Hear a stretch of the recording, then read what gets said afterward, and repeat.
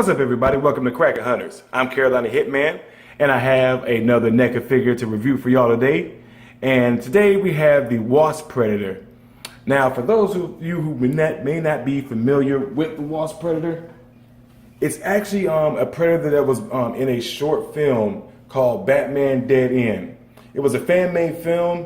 It technically had four predators, one that Batman fought, and three at the end of the short that were on top of the roof. We had Big Red, the Wasp Predator, and I forgot the other one. I have to look that one up. But he was actually one of the predators in that short. So if you haven't seen the short, it's on YouTube. Check it out. It's actually pretty decent.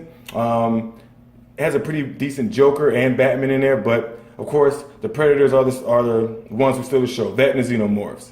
So if you haven't checked it out, check it out.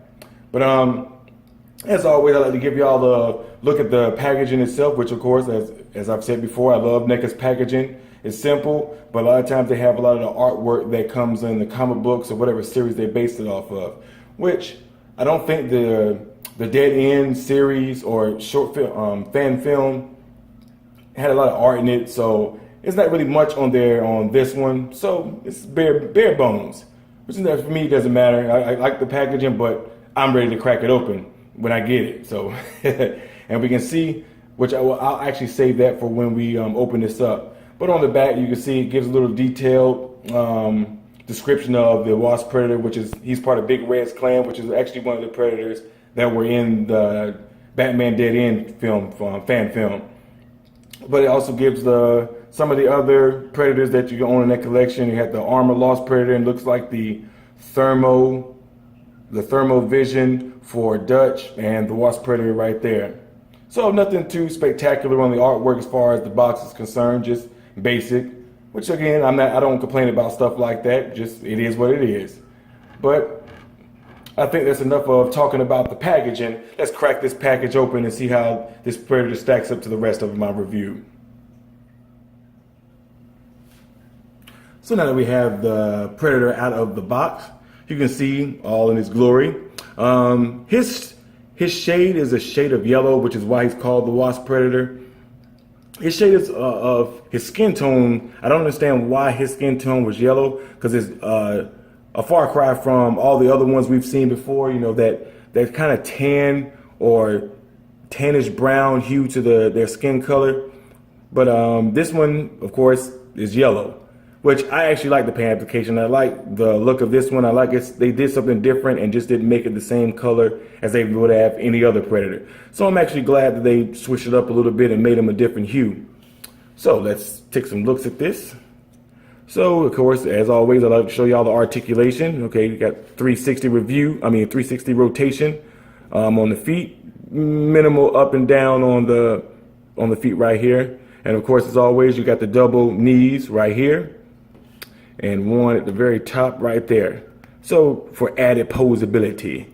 So again, I don't know why the right leg is always so hard to do, because it's a little stiff. It's brand new.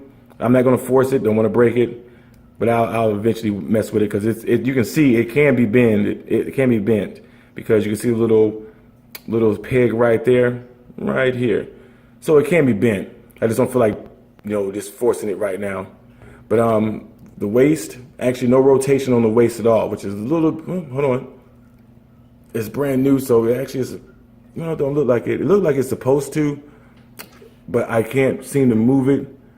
I may have to use a blow dryer or something to loosen it up, because the waist is a little loose right here, but nothing too bad to where it's going to affect it being posed or anything. And the legs can go this way, that way. Not too much on the sides, but the arms and hands, like I said, always 360 rotation, bent right here, as you can see. I do love the fact that they add little wires in on their bow armor and things like that. And as Anubis calls it, his petty bomb, they got it right here.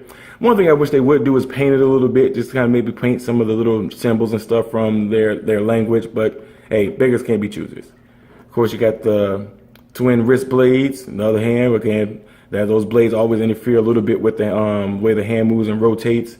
But you got a bend in the arm right here. Arms, not like I said right here. You can go front and back. Nothing too impressive. This one doesn't come with a shoulder cannon as well, but the dreads themselves look decent. Like I said, decently painted, nothing bad or anything like that. I still think the Enforcer Predator has the best looking dreads out of all of them, as far as the weathering and the look of it. I think it has the best ones. The head, up, down, rotation side to side. Of course, the dreads prevent a little bit of the rotation, but not too bad. Up, down. And the mask does not come off, of course, in case you're wondering. It does not come off. So overall, like I said, this is a really good looking piece. I like it because I like the fact that they did something different and made it a different hue than every other Predator. Gave it that yellow tint to it. So I actually like that. I'm always looking for something new and a little bold, I guess you can call it. And also you can see on his helmet here, forgot to mention that, some symbols, I guess, from his clan, which is the clan that Big Red is leader of. So you got his clan markers on his, and you got a little bit of weathering right here, a little bit of weathering on the face mask itself, like he's seen some battle. So yeah, so like I said, overall I'm very pleased with it.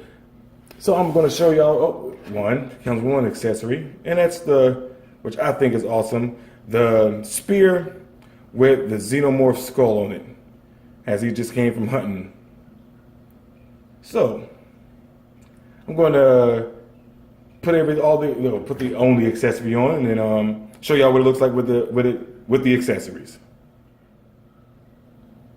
So now we get to see what it looks like holding the xenomorph skull on the spear. Which, one thing I've always been curious about. Me and one of another subscriber, Predator Collectibles, I think that's what the subscriber's name is. We were talking about the metal that the Ute Job uses, and it has to be something from a different element than we've seen before. Because if you notice, it doesn't burn when they kill a xenomorph. It doesn't melt or anything like that. So in the new movie, I hope they expand upon that and actually explain what type of metal they use, so we can know why it does not melt when every other metal we've known just simply dissolves when the xenomorph blood hits it. But I'm curious to know what that is. But anyways, like I say, as you see, guys and gals, this is an awesome piece. I think the xenomorph skull actually helps set this piece off even more. I'm a fan of it. I'm glad I purchased it. Like I say, it was something different, and I'm glad they chose to do it this way. But I think that's it for me. I guess I'm pretty sure y'all getting tired of me talking anyway. But I thank y'all for joining me today on this NECA review. Don't forget to like and subscribe. Hit that bell notification button so you can get notified of our future videos. But I'm Carolina Hitman, and I thank y'all for joining Crackin' Hunters. Excuse me, I'm just getting off work, trying to do a little review, so I'm a little stuttering a little bit. But I thank you for joining Crackin' Hunters. We'll see y'all next time. Peace.